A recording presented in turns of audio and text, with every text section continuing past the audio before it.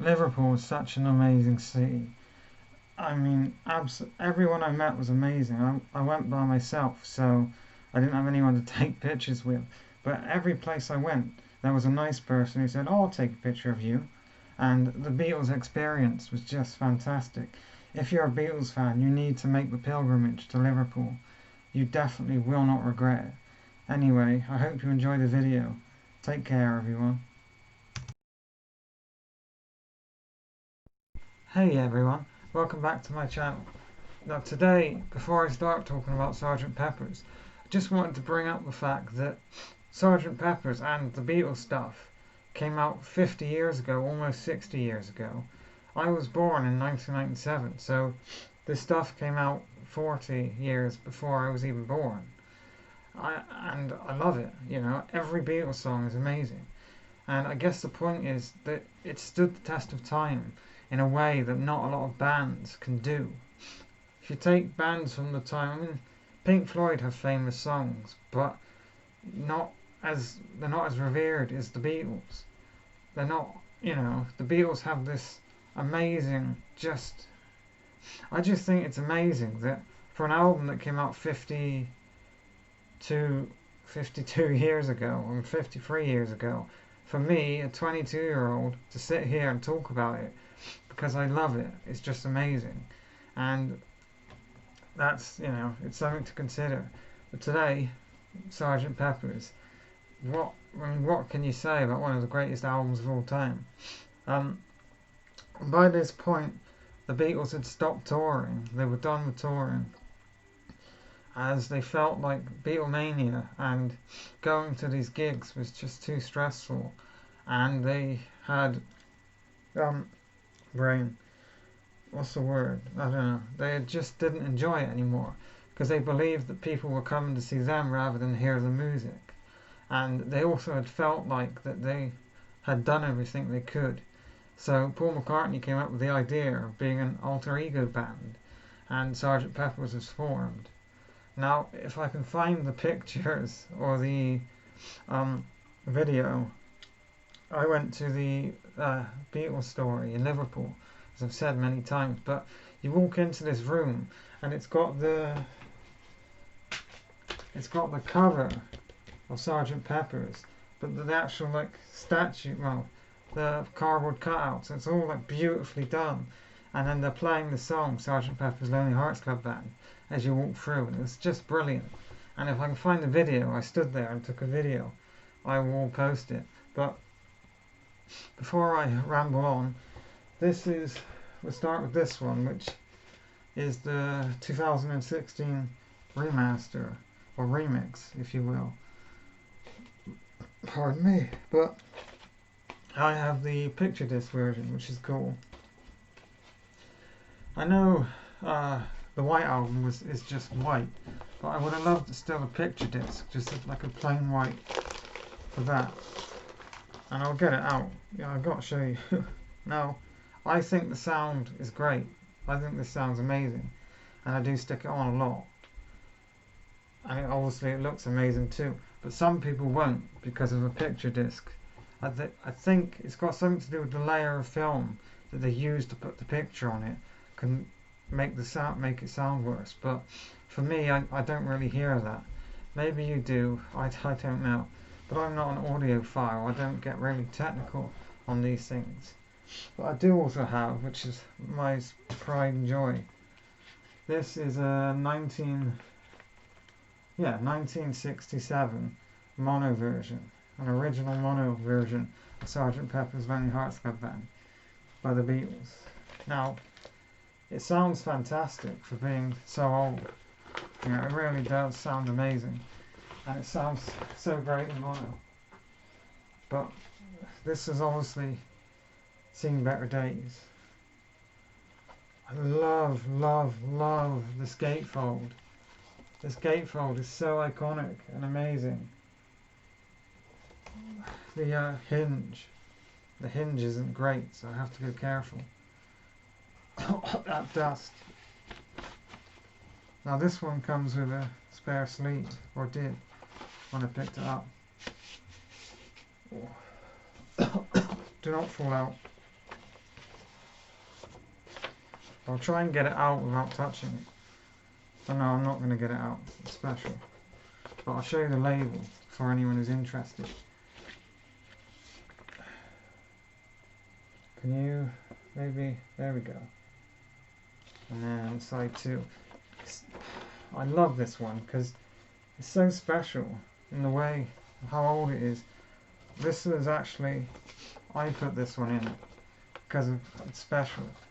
Not that this is bad at all. If you buy an old record, it's going to have an old sleeve. But the mono sounds amazing.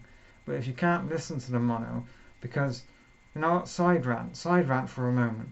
Why do the Beatles or their publishing make it so hard to listen to the mono mixes? I don't understand. On Google Music and Apple Music, the Rolling Stones have a mono complete collection, and all their mono songs are in one big album. So if you want to listen to the Rolling Stones in mono, you've got every album in order. With the Beatles, I mean, it's just so hard to find them in mono. Even though George Martin said you haven't heard the Beatles until you've listened to them in mono. That was my side rant. And I know they've re-released mono versions in 2009, but it was a box set that was expensive. And for people like me, who was 10 at the time, just side rant, release the Beatles stuff in mono on Apple Music, on YouTube, or any streaming service, please. But, of course, the album. We must talk about the music. So, side 1, obviously, I don't even need to read from it, do I? Sgt. Pepper's Lonely Hearts Club Band, the start. It's just absolutely superb. One of the greatest opening tracks of all time. I love Paul's vocals. And I love the bit at the end of the song, the Billy Shears. And then, of course, one of the most iconic songs of all time, again, we have Ringo's vocals on A Little Help from My Friends, or With a Little Help from My Friends. What can you say? I love Ringo's singing. I think he doesn't have the same vocal range as Paul, John or George, but his singing was still great, and I'm sure that the others could have sung that song, you know, maybe not better, but in a different way. But because Ringo sang it, it gave it that extra flair to it, which is just amazing. And then, of course, you go on to Lucy in the Sky with Diamonds. Again, just absolutely beautiful. I'm gonna... No, don't fall.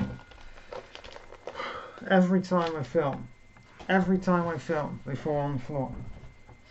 Just wanted to read it, because I'm not forgetting the order of the tracks at all. Yeah, Lucy in the Sky with Diamonds. What can you say about John's vocals? He is just such a great singer. And I love the lyrics about marmalade in the sky and having these, I forget what it is, well, the kaleidoscopes in your eyes. I think it's beautiful. And obviously it is weed music, but if you use drugs to experience or enhance your music listening, that's good for you, but I don't. Getting Better is a really great song, where John Lennon sings about his past and how he used to get quite angry at the schools and how he was not a great person to his first wife Cynthia. But Fixing a Hole, amazing vocals. I love the lyrics about, you know, you're fixing a hole in your head where the ring gets in, which is, I think as you get older, that lyric becomes more and more true, or you understand it more. She's Leaving Home, beautiful vocals. I love the song. And of course, Being for the Benefit of Mr. Kite is an absolutely fantastic song. I love the sort of circus clown feel to the song, and that's, you know, what John was going for when he saw the poster. It's an old circus act in Liverpool, and he had seen the poster for the benefit of Mr. Kite, and that's where the inspiration for the song comes from. But on the Beatles Love album, there's a version of that song where halfway through it just kicks into the instrumental bit of She's So Heavy, and then it has the vocals from sorry, I downed a can of Coke before I started filming. The vocals from Helter Skelter as well, and it's so fucking epic. You need to listen to that. But that's not this album. I'm getting distracted. And then of course we have what you idiot? Within, Without You. Well, that's the most like Indian style song the Beatles would do. And George Harrison's vocals are just amazing on that track. And I believe George Harrison wanted the laughter at the end because it's been such a melancholy, I can't say it, such a down track compared to the rest of the album that he wanted something to lift them up. And then we go into When I'm 64, which was one of Paul McCartney's first written songs, I believe. That he held on to it for this long is amazing, and it is such a great track. I want to learn it on the piano. I think one of my friends knows it on the piano. Lovely Rita, a meter maid. It's a really underrated Beatles song. Now, Good Morning, I used as a alarm clock for a very long time. So, and it's not like, I think I read somewhere it's filler. It's not the best, but it works. But I love Sgt. Pepper's Lonely Hearts Club Band Reprise. Just such a great upbeat version of the first song.